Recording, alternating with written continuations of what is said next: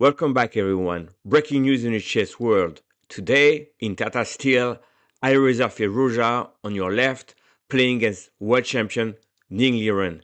Yes, Ding Liren, after winning the world championship last year, is coming back to classical chess. But today, what happened is he lost again Alireza Firouzja, a world chess candidate. So what happened there? Well, the key moment was right here. You can see Alireza Firouzja has a white pieces. He has a rook on d4 attacking Ding Liren's queen on d8. This is black to play on move 18. And now let's listen to Hikaru, who already posted a recap. So did Gotham Chess and all the others on the internet. But let's watch Hikaru, please. Alireza plays rook takes d4, knight guards the rook. Knight guards the rook here. You also pressure the queen on d8, and there's still pressure towards the knight on f6. Here, Ding plays move queen c7, which is a huge mistake. What Ding had to play here was a sort of difficult move to find, which is knight fd5. And the computer says after a takes b4 and maybe queen e8, white is better here, but it's not completely clear-cut what's going on. In fact, but instead, Ding plays the move queen c7, which simply blunders a very basic tactic here, which is that white can play knight to e4, and now white's attacking the queen on c7, but also the knight on f6 as well at the same time. Here, Ding decides to trade the queens. If he were to move the knight here, avoiding the capture and guarding his queen, white can simply trade the queens, take the knight here, and if rook e8, there's knight f6 with a fork, and if you go like rook to, I don't know, b8, for example, white can even just take the pawn, bring the bishop back, and with a bishop and a knight for the rook and an extra pawn to boot as well, white should be completely winning. So instead, Ding decides to take the queen, and now Alireza correctly captures the knight here on f6, checking the king first. Black would love to go queen b1 with the classic ice skater, but you can't, since I will capture your king. So we get king g7 from Ding. Alireza captures the queen. Now we have rook a c8, bishop to b3 is played.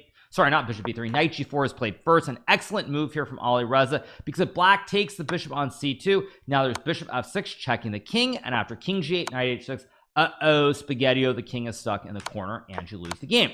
So knight g4 is a very, very nice move here, and I actually kind of suspect that Ding Liren might have missed this. He probably thought that white could move a bishop, for example, but after takes, and knight f5 here, or even h6 potentially, it's very, very hard for white to play this position.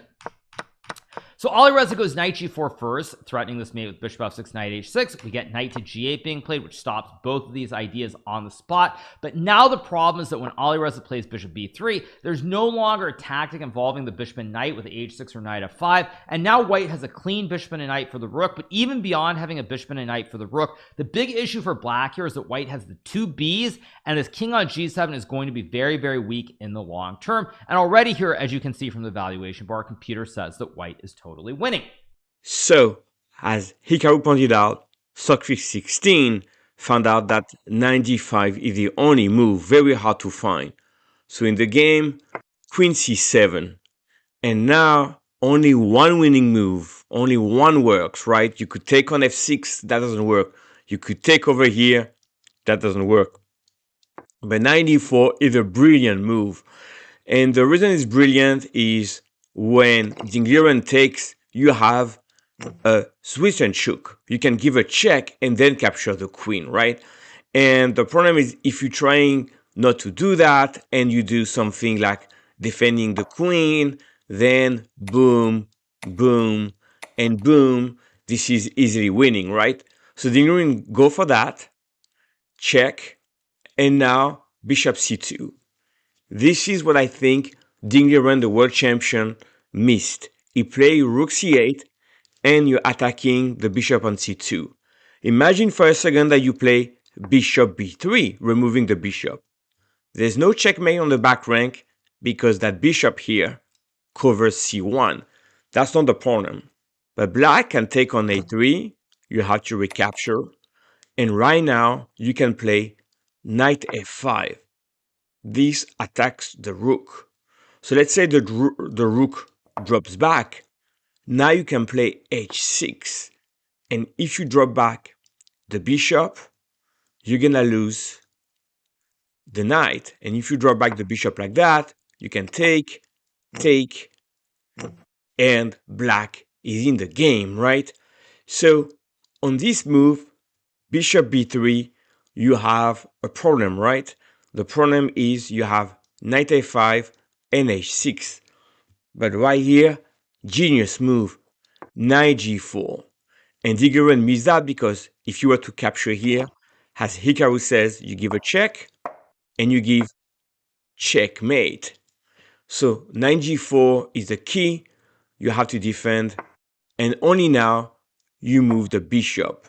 And now, even if you do h6 right here, doesn't matter. You can move that bishop anywhere and you're up a piece. So I think that the key move that Ding Liren missed was knight g4. And then it was just an easy way to convert because over here, the rook here could go, but after knight e3, we're gonna capture the rook by bishop d1, bishop d5, bishop g2. That rook is lost. And after bishop d1, if you were to move here, simply you can just do like that, or even king g2, and that rook is lost. So this was the critical moment over here. When you go back here, moving the queen was a mistake. Ding Liren had to find the only move. He couldn't do that and then promptly lost. I hope you enjoyed this recap. Let me know in the comments what would you like to see next, and I'll see you in the next one.